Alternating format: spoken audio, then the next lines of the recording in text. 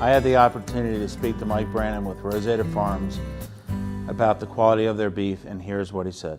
Mike, first we start with Black Angus beef, and our cattle have been bred and selected with the eating experience in mind. So now that they've mapped the bovine genome, we know there's 3 different marbling genes to look for and 3 different tenderness genes to look for. So we can select our breeding stock with those in mind. We take those genetics and we raise our cattle. Our whole management program is set up with the eating experience in mind. How the cattle are fed, what they're fed, how they're treated, how they're vaccinated, when they're vaccinated, how the calves are weaned.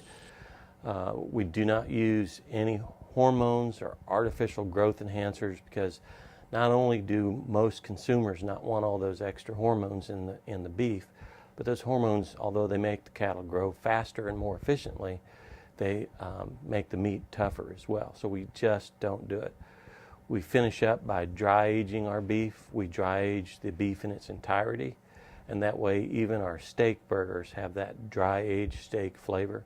It's a wonderful product, one that everybody here at the farm is excited about and just proud to be a part of. Someone who's more apt to buy 100% grass-fed beef, should they be considered buying the Roseda beef? Well, that's a question we get quite often, Mike, and probably the best way to explain that, I like to ask people, when's the last time you had to mow your lawn in January? And people stop and think about it, and grass does not grow in our environment 365 days a year.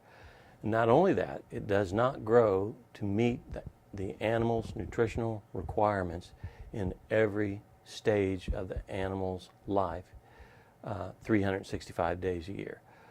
Springtime, grass tends to be higher in protein. The fall time, grass tends to be higher in energy but lower in protein. In the wintertime, to my knowledge, most of the grass-fed people here in our climate, they'll feed hay and augment with other diets. The difference between what we do and most of the grass-fed programs that I'm aware about here in this climate is we feed mostly a diet of silage, which is sort of like sauerkraut that's made from an entire plant. That plant could be corn or barley or several other plants, but it's silage. We augment that silage with a little bit of brewer's grain that we get from a couple of microbreweries.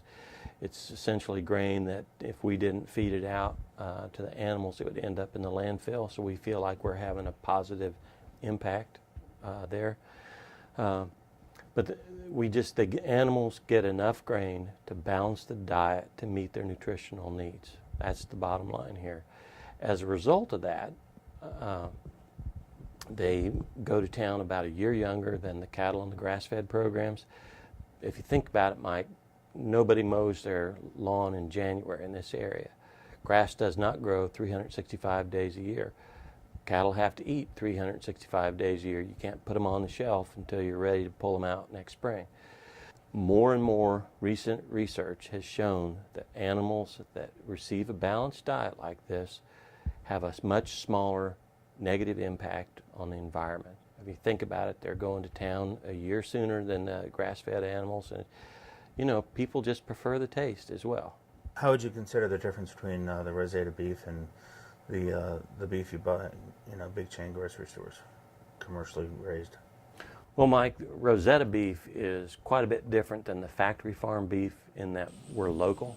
It takes about a little over an hour to get from our farm to your store. The processor who processes all of our beef is right here in Baltimore, so everything is right here.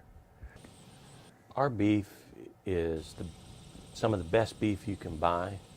Everything about our whole program, from conception to consumer, is designed, our management protocol is designed with the eating experience in mind to bring other families, from the Roseda family to your customer's family, we're consistently bringing a great eating experience that's healthy, nutritious, and just a delicious meal. Well, I really appreciate you taking the time out of your day to spend time with me and this interview. I wanted to have this interview to offer this to my customer base so that they could see firsthand, where their meat is coming from, and that, there is a face behind the steak.